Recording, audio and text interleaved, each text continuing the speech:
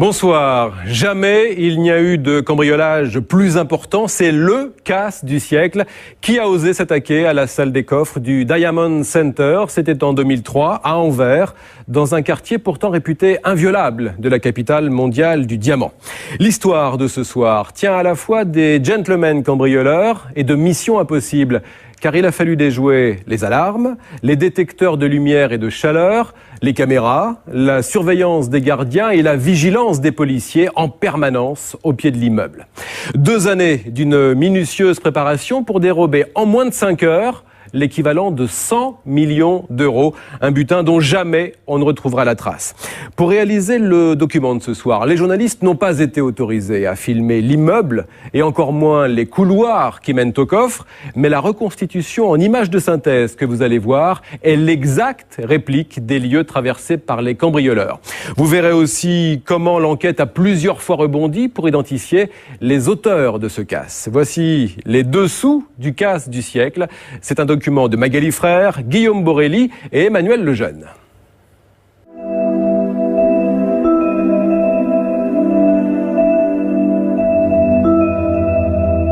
Anvers, capitale mondiale du diamant.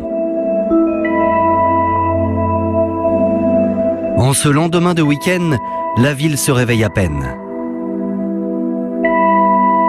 Dans le quartier des Diamantaires, les bâtiments n'ont pas encore ouvert leurs portes.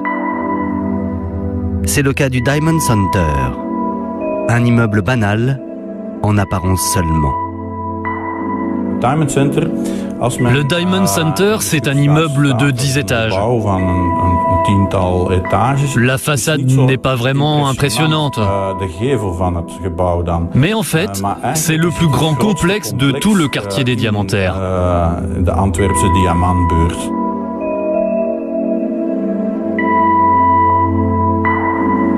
Ce sont des courtiers, des grossistes, des négociants en diamants qui louent des bureaux dans ce Diamond Center pour faire leur négoce. Il est 7 heures en ce lundi matin quand le gardien du Diamond Center prend son service. À cette heure-là, l'immeuble est encore vide. Comme tous les jours, l'homme va parcourir les étages un à un. Tout semble parfaitement calme. Rien à signaler. Tout est normal et il ne voit rien d'anormal non plus sur les écrans de contrôle. Puis le gardien du Diamond Center se dirige vers le 2e sous-sol. C'est là que se tient la salle des coffres de l'immeuble. Beaucoup de monde avait un coffre-fort dans cette salle de coffre-fort avec les stocks dedans, avec la fortune de ce diamantaire dedans. Cette salle pour nous était une salle sécurisée, tout à fait, avec une porte, avec alarme, une salle de coffre-fort comme dans une banque, comme il se doit. Il y avait vraiment une impression de sécurité à 100%. Jamais les locataires n'auraient pu imaginer ce que le gardien du Diamond Center allait pourtant découvrir en ce lundi matin.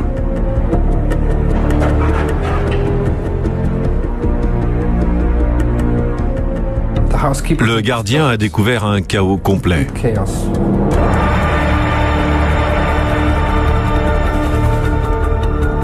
Une espèce de capharnaüm, d'écrins, de boîtes, de papiers, de documents, ils ont tout jeté par terre. Le concierge m'a dit c'était comme si un cyclone était passé ici, avait tout jeté par terre. Immédiatement, le gardien appelle la police. Et ce sont les inspecteurs De Brucker et Pace qui vont être chargés de l'enquête. Au moment où on a vu le chaos dans la salle des coffres, on a tout de suite compris que c'était grave. 109 des 189 coffres ont été entièrement vidés. Les malfaiteurs ont trouvé sur place une telle quantité d'argent et de pierres précieuses qu'ils n'ont pas pu tout emporter. Du coup, lorsque les inspecteurs pénètrent dans la salle des coffres, il reste au sol une petite fortune.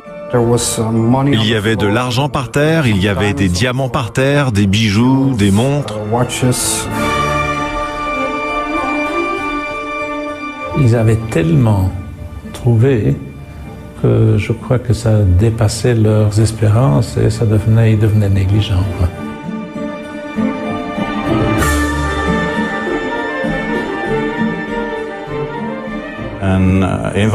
Un enquêteur m'a dit qu'avec tous les objets de valeur qui étaient restés là par terre, 3 personnes auraient pu ne plus rien faire pendant le reste de leur vie. Lorsqu'ils découvrent à leur tour le Capharnaüm qui règne sur place, tous ceux qui possèdent un coffre dans le Diamond Center sont sous le choc.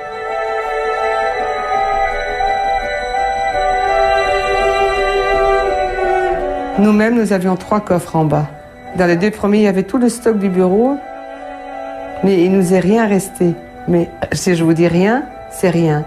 C'était une situation dramatique pour plusieurs personnes.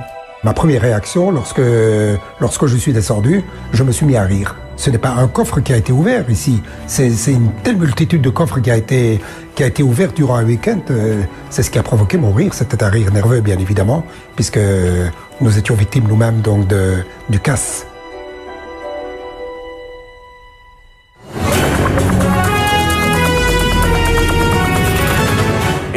Énorme casse ce week-end dans le quartier des Diamantaires à Anvers. Des dizaines de coffres ont été vidés de leurs diamants. Des coffres vides, des diamants qui se sont... La police belge, qui ne dispose pour l'instant d'aucune piste sérieuse, s'efforce encore de déterminer le... En quelques heures, la nouvelle de l'incroyable cambriolage qui vient de se produire se répand. Il faut dire qu'on parle très vite de quelques 100 millions d'euros dérobés. Tout de suite, on a su que ça allait être énorme. Il y a des personnes qui parlent de 100 millions d'euros. Il y a d'autres qui parlent de 400 millions d'euros. À Anvers et en Belgique, on parle tout de suite de casse du siècle. Un casse d'autant plus incroyable qu'il a lieu dans ce quartier réputé inviolable, véritable plaque tournante mondiale du diamant qui chaque jour brasse des millions de dollars. Ici, tout le monde connaît ces 3 petites rues ultra sécurisées qu'on appelle le kilomètre au carré du diamant. C'est un peu le Fort Knox d'Anvers. On a fait des investissements pendant des années, des investissements pour augmenter la sécurité. Il y a plus de 80 caméras dans ces 3 rues. Il y a des hommes policiers, 30 hommes policiers en uniforme mais aussi civils. Pour la toute grande majorité des gens, en tout cas, ça paraissait inimaginable. C'était quelque chose d'absolument inimaginable. Mais il s'est avéré que la surveillance était, après tant d'années, devenue une routine. Et personne ne pensait que ça pourrait arriver. Ben, c'est arrivé. L'impossible était devenu possible. Au moment où on découvre la salle des coffres éventrée, ce que tout le monde ignore, c'est que les voleurs de diamants, eux, sont sur la route depuis plusieurs heures déjà, direction l'Italie. Qui sont-ils? Comment ont-ils pu réussir un tel casse dans cet endroit réputé inviolable? L'enquête ne fait que commencer.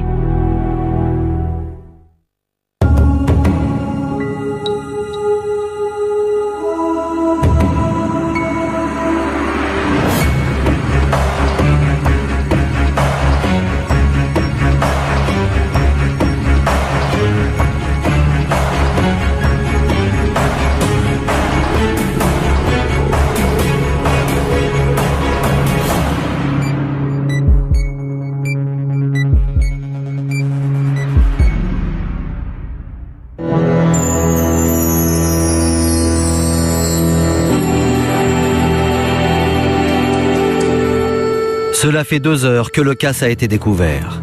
Et l'enquête s'annonce très difficile. Car il n'y a pas eu d'effraction, pas d'alarme déclenchée, pas de témoins, pas même d'images de vidéosurveillance.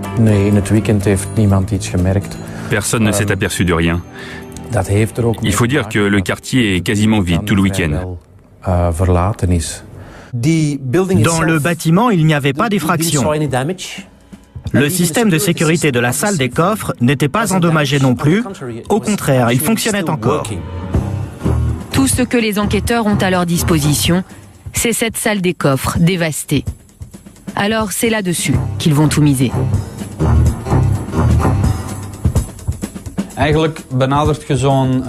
On approche cette scène de la même façon qu'on approche une scène de meurtre.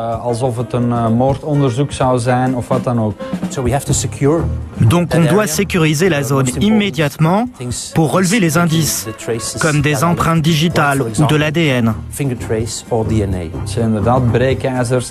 Quand on trouve des pieds de biche, du fil métallique, on sait que cela n'a rien à faire dans une salle des coffres. Alors on en déduit que ça appartient aux cambrioleurs. Et on peut espérer qu'en les analysant, on trouvera des indices. L'enquête de police a à peine débuté que les enquêteurs vont bénéficier d'un coup de chance inespéré qui va permettre à l'enquête de faire un bond considérable. On a eu une sacrée chance. Ce qui est certain, c'est que sans cette découverte, la police n'aurait eu aucun indice. Et cette histoire serait probablement restée un énorme mystère.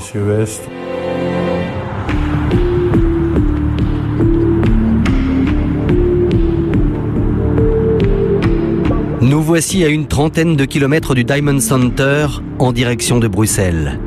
Comme tous les matins, Auguste Van Camp fait le tour de ces terres situées juste au bord de l'autoroute. Bien loin du monde feutré du diamant, la passion de Monsieur Van Camp, c'est la chasse. Et s'il y a bien quelque chose qu'il déteste, c'est trouver des détritus dans son bois. Ça arrive de temps en temps qu'on balance un sac d'ordures depuis l'autoroute. Du coup, je fais régulièrement une ronde de contrôle.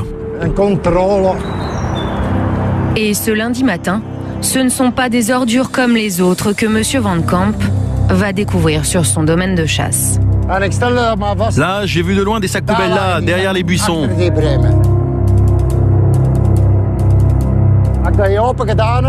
Quand j'en ai ouvert un, dedans, j'ai trouvé un fil de fer.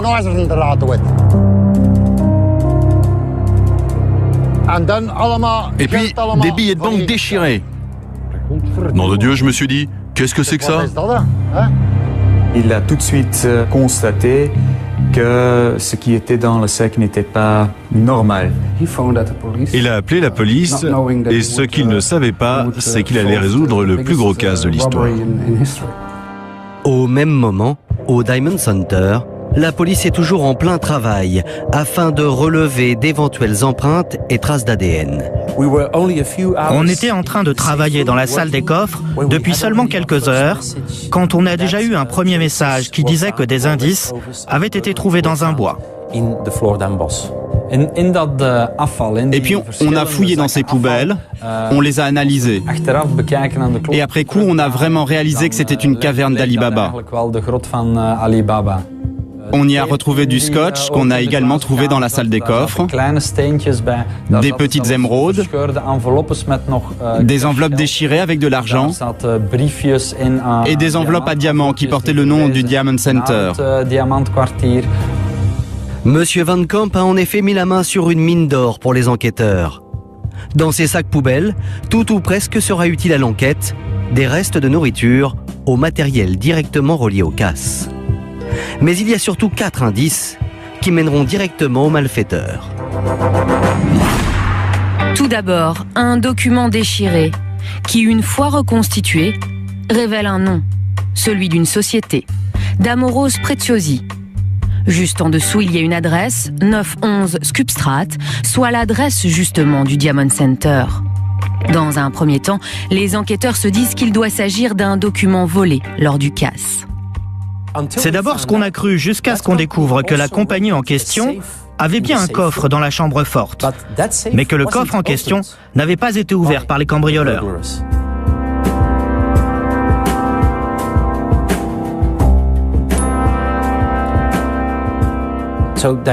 Donc, on s'est dit tout de suite que le directeur de cette société était probablement impliqué.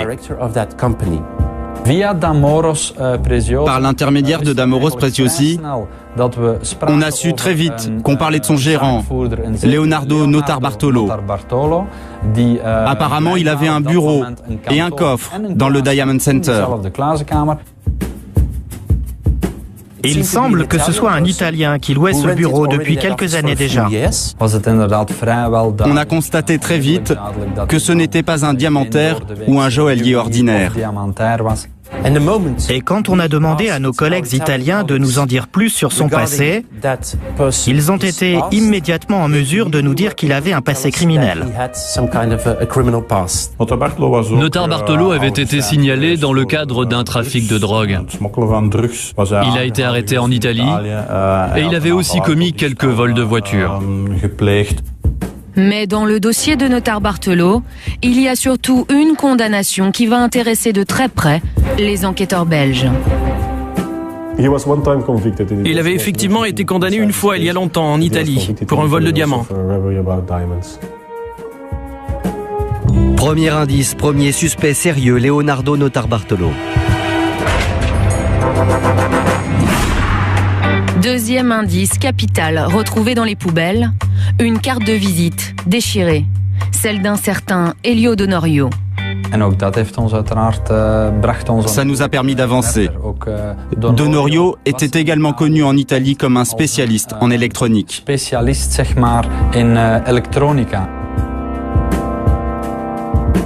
Monsieur Donorio était en fait spécialisé dans les systèmes de sécurité. Deuxième indice, deuxième suspect, Elio Donorio. Toujours dans les poubelles, il y a aussi ce ticket de caisse, daté de la veille du casse. Il provient d'une grande surface de bricolage, de l'enseigne Brico, dans la banlieue d'Anvers. La police prend contact avec le responsable du magasin Brico. Et l'un des employés se souvient effectivement de deux personnes qui s'étaient renseignées sur un appareil à souder. En effet, la semaine avant, il y avait deux hommes qui sont venus acheter vers 17h30 du matériel. Ils avaient acheté entre autres du scotch, des pieds de biche, enfin, pas mal de matériel.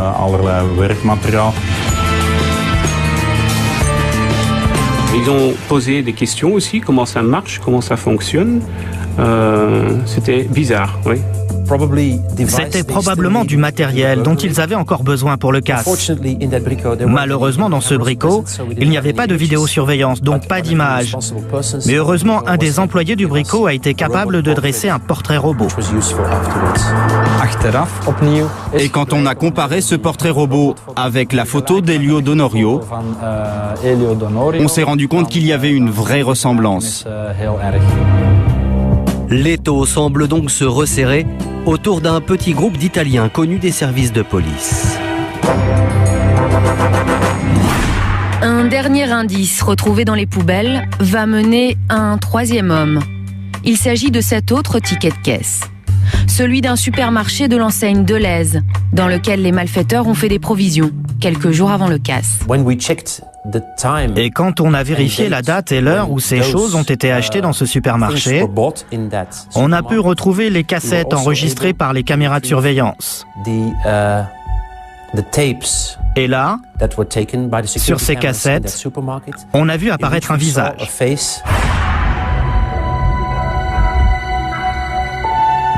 Et quand on a demandé à la police italienne de l'identifier, ils ont été en mesure de nous dire qu'il s'agissait de Finotto.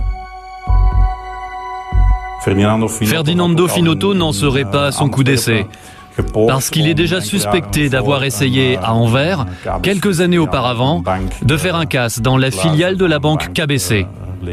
Mais le casse avait échoué.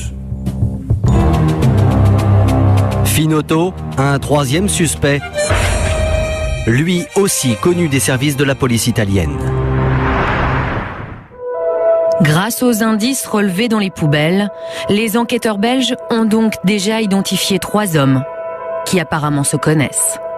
Des analyses de réseaux de téléphones portables révéleront un 4e nom, Pietro Tavano, un ancien carrossier, spécialiste en mécanique et sans surprise, déjà condamné en Italie. Comme les 3 autres, il ferait partie d'un groupe de malfaiteurs baptisé l'École de Turin. On peut les appeler une organisation criminelle ou un gang, mais en fait, c'est plutôt un groupe d'amis. Ce sont des bijoutiers, ce sont des serruriers, des spécialistes en informatique. Ce sont des gens avec une formation qui ont étudié et mettent leurs connaissances en commun pour réussir des coups.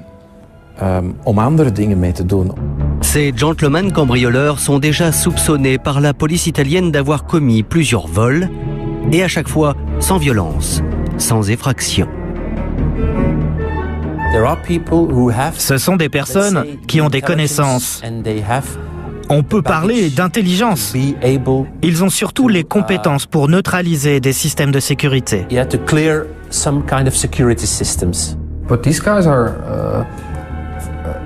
Mais ces gens sont spécialisés dans les casses difficiles et spectaculaires. Ils sont spécialisés dans les bijoux, les diamants. Ils font donc des casses que tout le monde pensait totalement impossible à réussir. En quelques jours, les enquêteurs ont donc déjà 4 suspects. Ils soupçonnent Notarbartolo d'être le cerveau du groupe et ils vont bientôt découvrir, stupéfaits, qu'il préparait son coup depuis plus de 2 ans.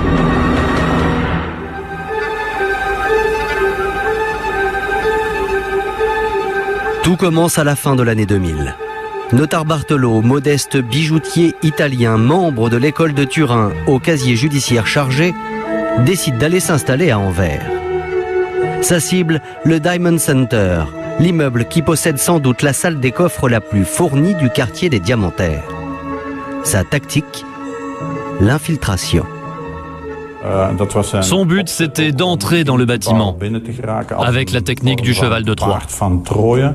Voici comment Notarbartolo va parvenir à s'infiltrer dans le Diamond Center en toute légalité. D'abord, il va réussir à louer un bureau dans l'immeuble. Pour cela, il prend rendez-vous avec la gérante des lieux. Il s'est présenté comme un bijoutier, ce qu'il était.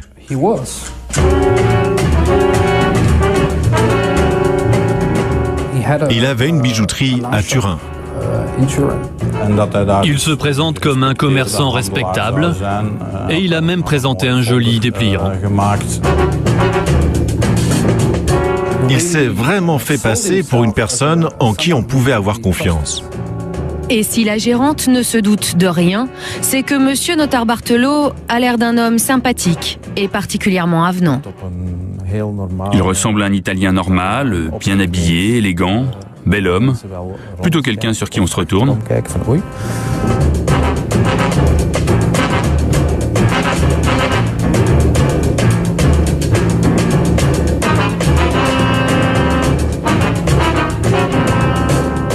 L'administration du bâtiment a loué à quelqu'un d'inconnu parce qu'il se prétendait être du métier sans qu'ils aient fait le moindre contrôle.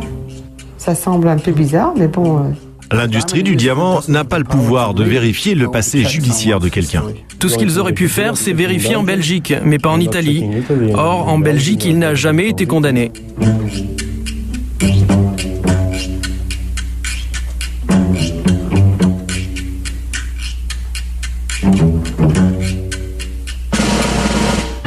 Pire encore, on va aussi accorder à Notarbartolo un coffre au 2e sous-sol, ainsi qu'une place de parking, soit un accès libre au bâtiment tout entier. Il a loué un bureau dans ce bâtiment, en plein centre du quartier des Diamantaires, tout simplement pour faire du business de diamants et de bijoux entre l'Italie et Anvers. Ça, c'est pour la version officielle. Mais le problème, c'est que les enquêteurs se rendent compte que sa société, Damoros Preciotti, n'est même pas inscrite au registre du commerce. Pendant 2 ans, Notarbartolo, d'ailleurs, ne va faire aucune transaction, aucun négoce. Mais ça, personne ne le vérifie. Il a le droit de louer un bureau. Il n'y a pas de contrôle derrière pour savoir si réellement il fait du business ou non. En tout cas, il n'en fait pas. Mais il est dans les lieux. Pendant plus de 2 ans, Leonardo Notarbartolo vient très régulièrement, chaque mois, mais en toute discrétion. Je n'ai jamais vu ni croisé. Je ne sais pas de quoi il a l'air. Je ne voyais pas du tout qui c'était. Entre collègues, on s'est demandé, est-ce que tu connaissais, est-ce que tu l'as vu? Non, personne ne l'a vu, personne ne le connaissait, il travaillait avec personne, mais la fait c'est qu'il existait ici et qu'il avait un bureau. Si personne ne le voit, en revanche, lui voit tout. S'il est là, c'est pour repérer. Rien ne lui échappe. Je pense que s'il venait ici, c'était surtout pour faire de la surveillance et durant de très nombreux mois, il a pu voir les habitudes des uns et des autres ici. Il avait le temps de regarder tout ce qui se passait dans le quartier, où étaient les caméras dans l'immeuble. Sa seule raison d'être dans cet immeuble, c'est de trouver comment forcer le système de sécurité. Notarbartolo est un professionnel. Il va même jusqu'à découper sa sacoche pour y cacher une petite caméra.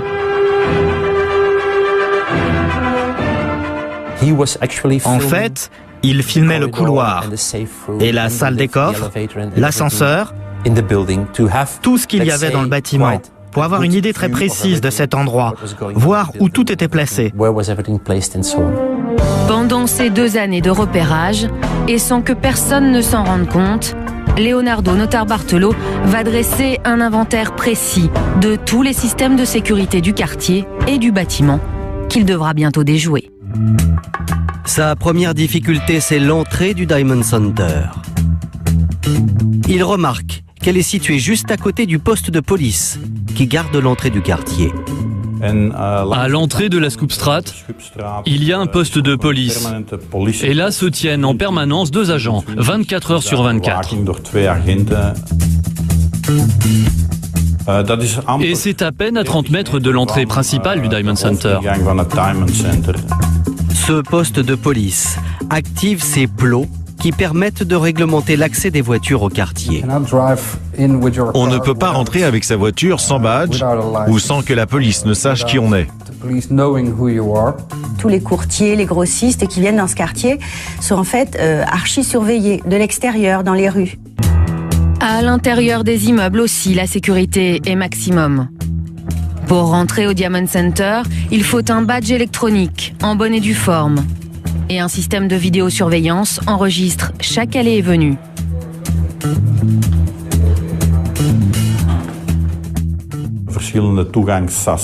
Au Diamond Center, il y a des sas d'entrée où il y a un concierge et un portier en permanence. Il y a une dizaine de personnes en service qui assurent la sécurité. Il y a des caméras partout, on est photographié du matin au soir. Quant à la chambre forte, située au 2e sous-sol, ce sont les gardiens qui, en semaine, ouvrent la porte aux diamantaires qui possèdent un coffre. Le week-end, en revanche, l'accès y est formellement interdit. La salle des coffres forts était fermée du vendredi soir 19h jusqu'au lundi matin 7h. Pendant ces 2 jours, le système de sécurité paraît particulièrement inviolable. Ainsi, à supposer qu'on parvienne à atteindre le petit hall devant la salle des coffres, on se retrouve nez à nez avec une porte blindée de 61 cm d'épaisseur. C'est une porte qui ne peut s'ouvrir qu'avec une clé spéciale, qui se compose de 2 parties. Un simple passe-partout ne suffit pas, et on ne peut pas la contrefaire. D'autre part, pour ouvrir cette porte, il faut aussi un code connu uniquement des gardiens. Et de toute façon, le week-end, des détecteurs de toutes sortes empêchent quiconque d'approcher. Il y a un détecteur de mouvement, un détecteur de chaleur et un détecteur de lumière. Cela veut dire que si on allume la lumière, il y a une alarme qui se déclenche. Et de la même manière si on se déplace, et ainsi de suite. Et puis il y a une dernière alarme imparable qui se trouve sur la porte elle-même. Cette alarme-là est activée par des serrures magnétiques. Dès que la porte s'ouvre, le contact est interrompu et l'alarme se déclenche. Enfin, derrière la porte, il y a une grille qu'il faut ouvrir avec une clé. C'est alors seulement que l'on pénètre dans le Saint des Saints, 189 coffres remplis de diamants, eux-mêmes protégés par des serrures et des codes. Autant dire que le butin paraît inaccessible D'autant que le week-end, toutes les issues du Diamond Center sont bloquées. Mais il en faut plus pour décourager Leonardo Notarbartolo. Pendant ces 2 ans, il a observé et appris tant de choses dans ce quartier et dans cet immeuble qu'il a surtout appris qu'il ne pourrait pas tout faire tout seul, qu'il y avait des spécialités qu'il ne maîtrisait pas. C'est pour ça qu'il a composé un groupe où chacun dans son domaine pouvait apporter ses compétences pour réussir le casse. Notarbartolo fait donc appel à de vieilles connaissances pour constituer une équipe à la hauteur de l'objectif. Donorio Finotto Tavano et quelques autres spécialistes encore le rejoignent à Anvers la semaine qui précède le jour J. Et voici maintenant comment ces hommes vont déjouer tous les systèmes de sécurité du Diamond Center et réaliser ainsi le casse du siècle.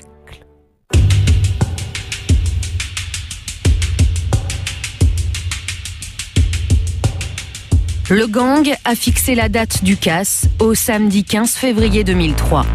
Et c'est un choix qui n'a pas été fait par hasard. Comme chaque année ce jour-là, la ville d'Anvers a les yeux tournés vers le rendez-vous sportif de l'année. L'événement sportif du jour, ce sera la demi-finale au tournoi de tennis d'Anvers, un match qui opposera Justine Henin à Kim Clijsters. Ce n'était pas un week-end comme les autres. C'était les Diamond Games, un fameux tournoi de tennis féminin à Anvers.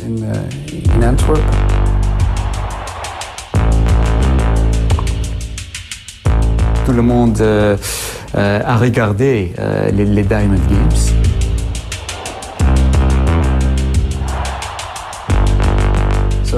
Donc, il n'y avait personne dans le quartier.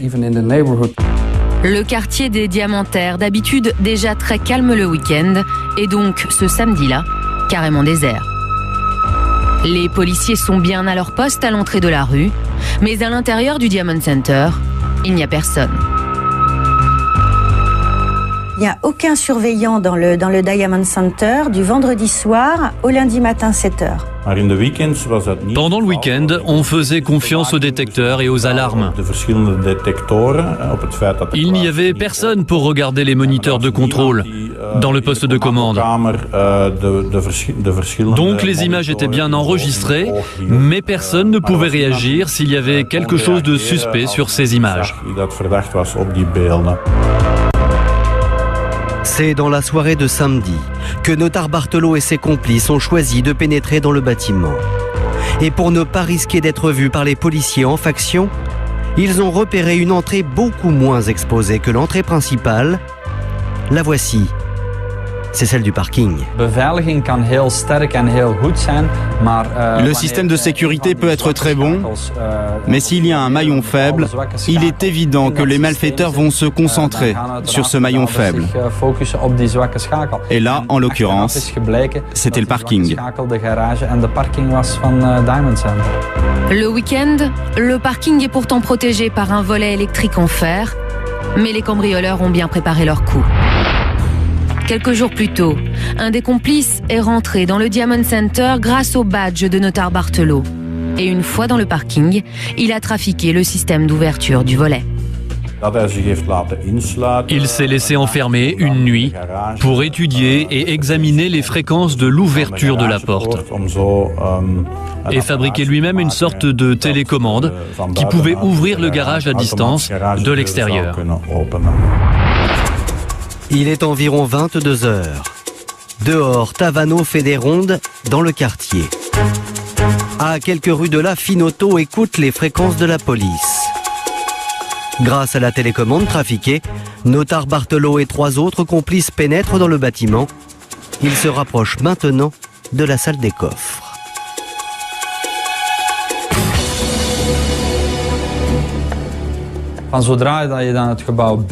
Une fois qu'on est à l'intérieur du bâtiment, on peut bouger plus ou moins librement dans les couloirs. Et ce, même jusqu'à la porte de la salle des coffres. Là, devant la porte de la salle des coffres, l'équipe de Notarbartolo se retrouve face à toutes les alarmes. Seulement, ils n'ont rien laissé au hasard. La veille du casse, Notarbartolo avait en pleine journée profité d'une visite à son propre coffre pour désactiver 2 systèmes d'alarme. Il a neutralisé le détecteur de chaleur en mettant de la vaseline. C'est un baume refroidissant qui fait que la température reste inchangée et que le détecteur ne se déclenche pas.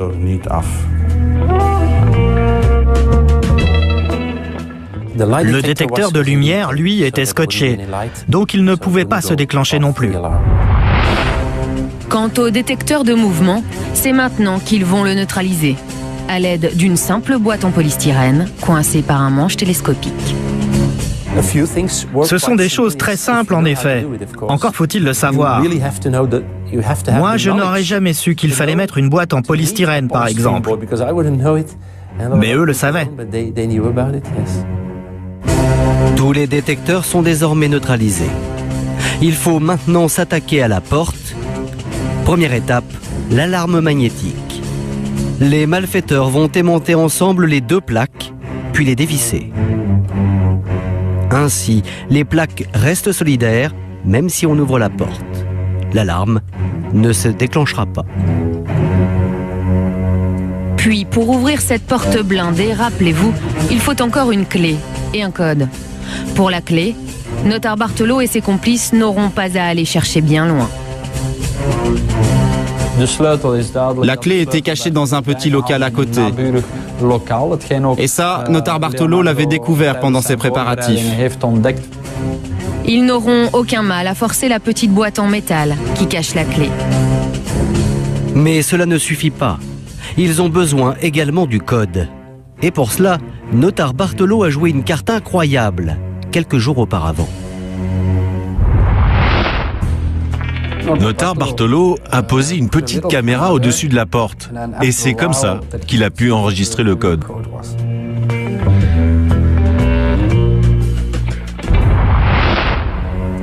La porte ouverte, les cambrioleurs forcent la grille à l'aide d'un pied de biche. Ils l'ont acheté, rappelez-vous, quelques jours plus tôt au magasin Brico. Ils peuvent maintenant s'attaquer aux 189 coffres.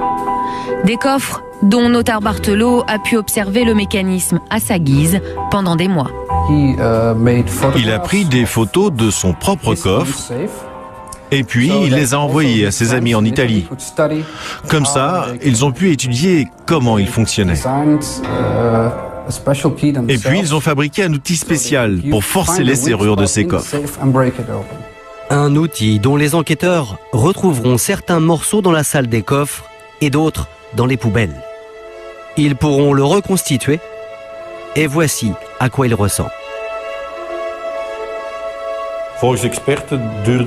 Selon des experts, ça prenait à peine 1 minute par coffre. Il suffisait de mettre dans la serrure l'outil spécial fabriqué sur mesure, de tourner comme une sorte de tire-bouchon et de forcer la porte. Un à un, les malfaiteurs vont vider les coffres et trier ce qu'ils vont emporter. Ce qui a le plus de valeur, bien sûr, mais aussi ce qui est le plus facilement revendable. Des gars qui font un casse pareil, quand ils se rendent compte qu'il y a des parures, ils pensent automatiquement que ces parures, il y a des photos de ces parures, ou bien ces parures sont connues, etc. Donc on a vu traîner des parures, et non seulement les parures traînaient, mais elles étaient piétinées.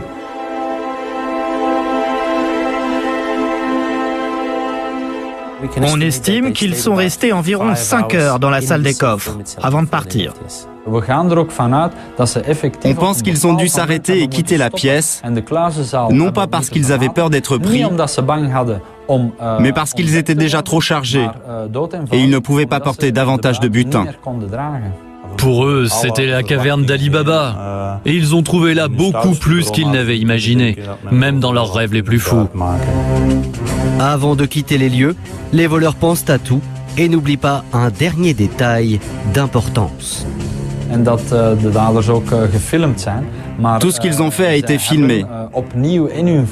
Mais pendant leur préparation, ils avaient repéré où étaient toutes les cassettes enregistrées dans le local du portier. Et les bandits sont repartis avec le butin et en emportant toutes les cassettes de vidéosurveillance qui avaient filmé le casse. Les 4 hommes sortent du Diamond Center par où ils sont rentrés, c'est-à-dire le parking. Ils s'engouffrent dans la voiture de Finotto venue les attendre. Cela paraît inimaginable, mais l'opération est réussie sans qu'aucune alarme ne soit déclenchée et à l'insu des policiers qui se tiennent à 50 mètres à peine. Ils sont partis chez Notar Bartolo, partager le butin.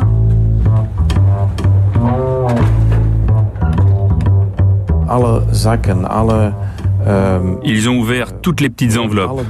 Ils ont réuni tous les diamants sur une table. Ils ont fait des tas et ils ont partagé.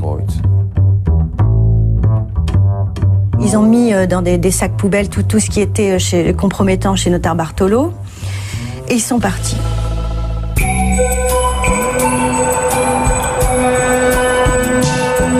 Au petit matin le dimanche, les malfaiteurs quittent tous Anvers séparément. Direction le sud, l'Italie. Ils viennent de réussir le plus gros casse de tous les temps, le casse parfait. Et pourtant, c'est maintenant qu'ils vont commettre des erreurs. Tout d'abord, c'est sur ce chemin que l'un d'entre eux va se débarrasser des fameux sacs poubelles.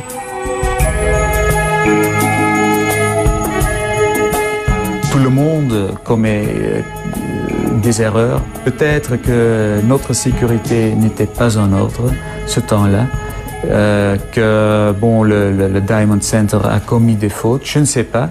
Mais heureusement pour nous, les voleurs aussi ont commis des fautes. C'était presque parfait, jusqu'à ce qu'ils jettent leurs déchets dans le bois, ce qui est incompréhensible. La seconde erreur sera commise quelques jours plus tard. Le vendredi, suivant le casse, Leonardo Notar Bartolo décide en effet de revenir à Anvers. Et chose incroyable, il retourne sur les lieux du crime. On ne s'attendait vraiment pas à ce que Notar Bartolo revienne dans la même semaine. On commence l'enquête le lundi et le vendredi, il revient sur les lieux des faits. Ça, on ne s'y attendait pas du tout. Mais il faut dire que Leonardo Notar Bartolo ne sait pas qu'il est recherché. La police est restée très discrète sur son enquête. Et puis, s'il revient sur les lieux, c'est qu'il ne veut surtout pas que son absence attire les soupçons. De toute façon, il devait revenir au Diamond Center. Parce que grâce aux informations données par les badges d'entrée, on allait bien finir par se poser des questions sur les locataires qui n'étaient pas encore revenus depuis le casse. Ce vendredi en fin d'après-midi au Diamond Center, Leonardo Notar Bartolo fait même du zèle. Il va s'inquiéter du vol auprès de la gérante de l'immeuble. 5 jours après le casse, Notar Bartolo s'est repointé au Diamond Center en demandant, il a eu le culot de demander si son propre coffre avait été fracturé. La gérante reconnaît le suspect numéro 1, mais n'en laisse rien paraître. Elle prévient la police. Les enquêteurs, évidemment, vont aussi le reconnaître, mais ils ne l'arrêtent pas immédiatement. Car ils vont lui tendre un piège. 5 jours après le casse, Notar Bartolo s'est repointé au Diamond Center en demandant, il a eu le culot de demander si son propre coffre avait été fracturé. La gérante reconnaît le suspect numéro 1, mais n'en laisse rien paraître. Elle prévient la police. Les enquêteurs, évidemment, vont aussi le reconnaître, mais ils ne l'arrêtent pas immédiatement. Car ils vont lui tendre un piège. Pour nous, c'était vraiment important de savoir ce qu'il venait faire à Anvers. On savait juste qu'il avait un bureau au Diamond Center. On imaginait qu'il louait un appartement, mais on ne savait pas où, et on cherchait à le savoir. Alors, dans un premier temps, on ne l'a pas traité comme un suspect, mais comme une victime du casse.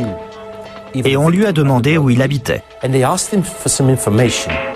Une fois seulement que Notar Bartolo a livré l'adresse où il habite, les policiers l'arrêtent. Avec lui, ils se rendent à l'appartement. et les enquêteurs ne sont pas au bout de leur surprise.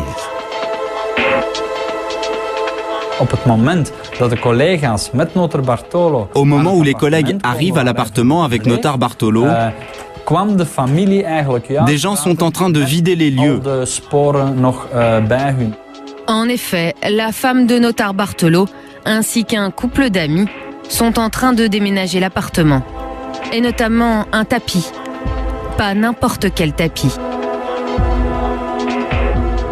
Et les policiers ont même retrouvé le tapis qui était sous la table sur laquelle visiblement ils avaient partagé, rangé les diamants, comportait encore des petites pierres et des petits diamants dessus et des poussières de diamants. Mais aussi une petite émeraude, identique à celle retrouvée dans les poubelles du bois près de l'autoroute. Et ce n'est pas tout. Dans l'appartement, les policiers vont découvrir bien d'autres indices encore. Dans l'appartement, on trouve aussi des bouteilles d'eau, du pain, un certain nombre de produits qui étaient aussi dans les sacs poubelles qu'on avait retrouvés dans le bois. Il y avait entre autres un sandwich au salami à moitié mangé dans l'appartement.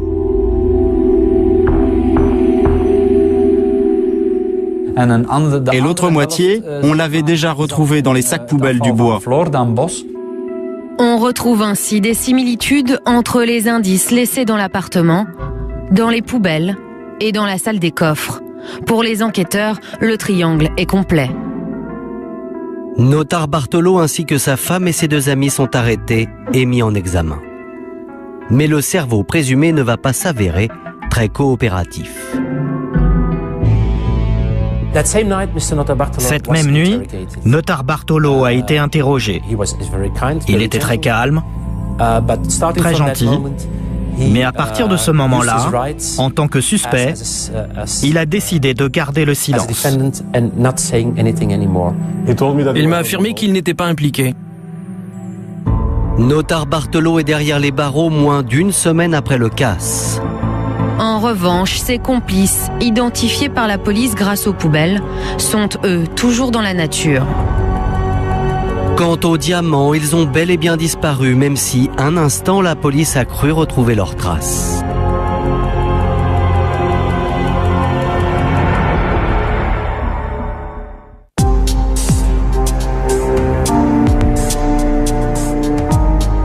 Après l'arrestation de notaire Bartolo, les enquêteurs belges envoient leurs collègues italiens perquisitionner le domicile turinois du suspect numéro 1.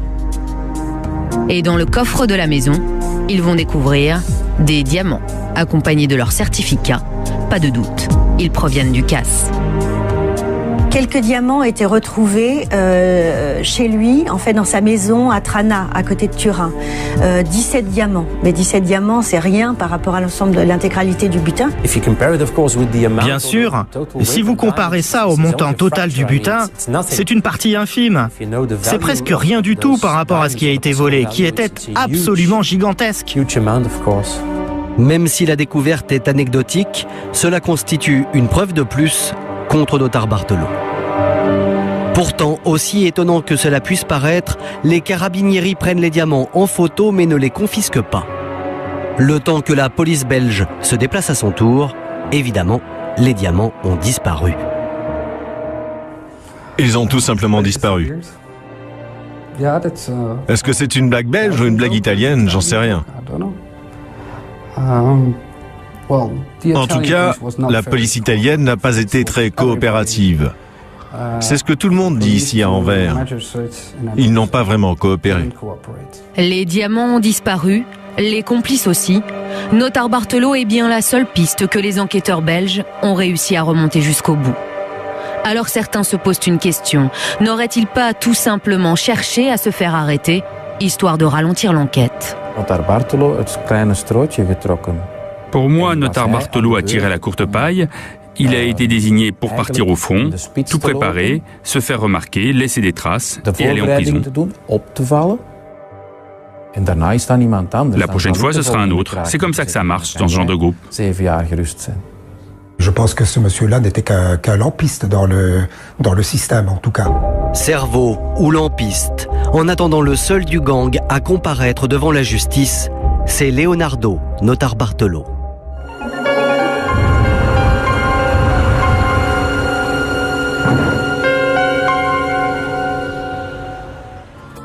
Deux ans après le casse, Leonardo Notarbartolo est présenté devant la justice belge. Sa femme et son couple d'amis arrêtés en même temps que lui sont acquittés, faute de preuves. Quant à Donorio, Finotto et Tavano, qui n'ont toujours pas été retrouvés, ils sont jugés par contumace. Notarbartolo, lui, n'a pas changé sa ligne de défense. Il était calme. Il n'était pas très expressif. Il ressemblait à un gentleman. Petites lunettes, cheveux courts. Il présentait bien. Il ne ressemblait pas au criminel qu'on voit par ici d'habitude.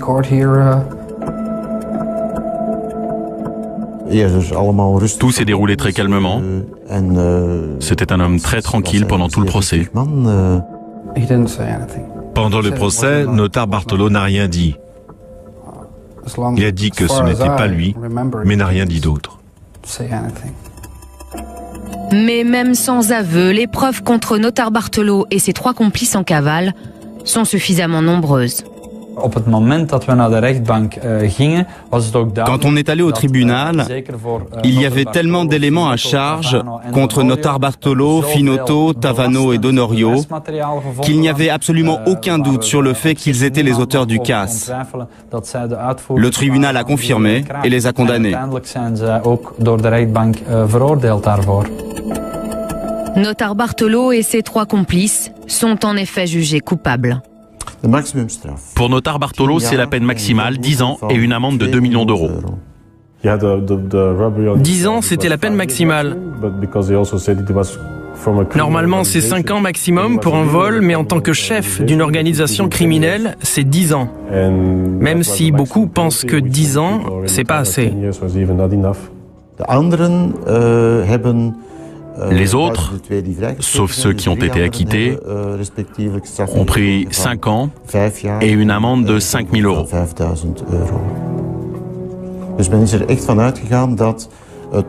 On est vraiment parti de l'idée que le cerveau de l'organisation était Leonardo Notarbartolo. Aujourd'hui, Leonardo Notarbartolo est toujours emprisonné en Belgique. Ces 3 complices condamnés n'ont jamais été extradés par leur pays.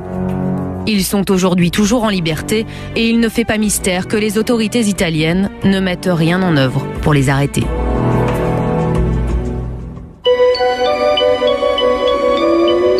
À part les 17 diamants photographiés au domicile de Notarbartolo juste après son arrestation, aucune autre pierre n'a jamais été retrouvée et il paraît clair qu'elles ont disparu à jamais. Où est la marchandise? Personne n'en sait quoi que ce soit. Elle a certainement été vendue rapidement. Vous savez, un diamant se revend très vite. Chaque diamant, évidemment, est unique, mais il suffit d'une petite retaille. Si vous changez une pierre si une pierre pèse 5 carats 10 et que vous la donnez à un lapidaire, il va vous en faire une 5 carats 3, c'est plus la même pierre. Ce sont des professionnels, ce ne sont pas des amateurs, ce sont des gens qui savent quoi faire avec. Ils ont vendu ça quelque part dans le monde. Vous savez, le monde est grand. Aujourd'hui, près de 4 ans après le casse du siècle, les assurances ont dédommagé en partie les locataires du Diamond Center. Des diamantaires qui, pour la plupart, ont changé leurs habitudes. Nous ne coffrons plus en bas. Tout est ici au bureau, sous caméra, sous coffre, avec alarme. On n'avait plus confiance après ça. Plus personne ne descend. Mais vraiment, plus personne ne descend. Et il y a des coffres-forts qui sont tout à fait utilisables en bas, mais je ne comprends pas pourquoi les gens ne descendent plus là en bas, en fait. Depuis cette affaire, la sécurité du quartier des Diamantaires a été largement renforcée. Ce qui n'a pas empêché, pourtant, il y a quelques mois, un homme de dévaliser seul, sans effraction, les coffres de cette banque. Elle est située à quelques mètres à peine du Diamond Center.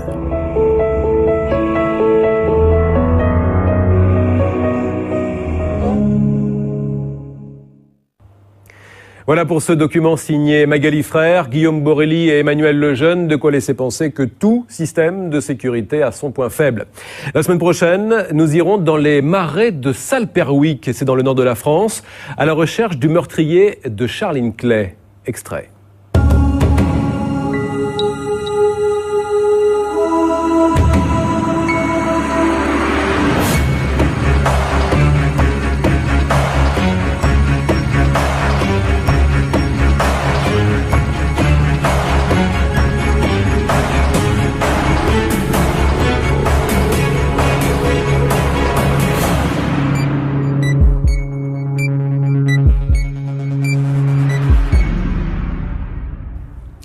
À suivre, Estelle Denis, 100% foot. Bonne soirée sur M6 et à dimanche.